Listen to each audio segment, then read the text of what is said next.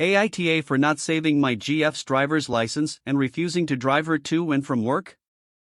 My 28M GF 26F is always late. Always. No matter if it's 5 minutes up the road or catching a plane. Before we get into it, no, she isn't on the autism spectrum, she doesn't have ADHD or time blindness. She just dawdles. All the time. She snoozes her alarm at least 3 times every morning, then lays there going through her social media. Eventually she gets up and takes a long-ass shower, dresses, which takes her forever, and she usually sits wrapped in a towel on her phone, then lingers over her coffee. 9 times out of 10 she's running late for work, and ends up speeding to make it on time. Naturally, she's gotten a number of speeding tickets. I've tried to help her, e.g. putting her phone where she can't reach it from bed so she has to get up to snooze it, but she literally just grabs it and goes back to bed.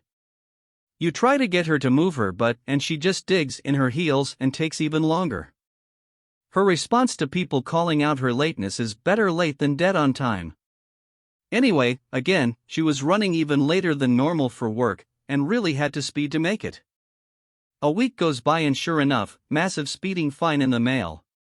She now has to hand in her driver's license because she's got so many demerit points, she'll be without one for 6 months.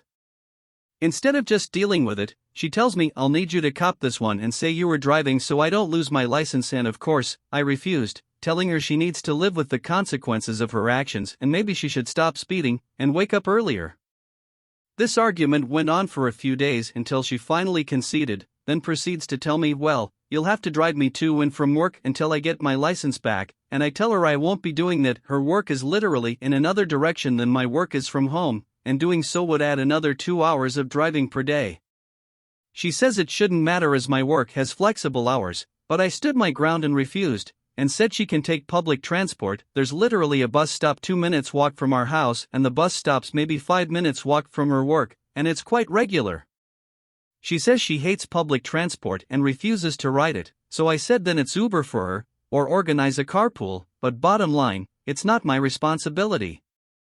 She called me a jerk and is giving me the silent treatment, said a decent boyfriend would go to those lengths for her and that it's only 6 months. So, am I a jerk for not saving her license and refusing to drive her to and from work for 6 months? Edit, we live in Brisbane, Australia for those wondering.